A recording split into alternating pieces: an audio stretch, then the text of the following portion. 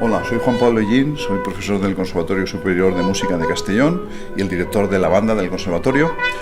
El próximo jueves 26 de abril en el Palau de la Música de Valencia vamos a participar en el festival Ensems y hemos preparado un programa con una formación tradicional que es la banda, pero con obras contemporáneas muy interesantes que incluyen hasta electrónica en vivo.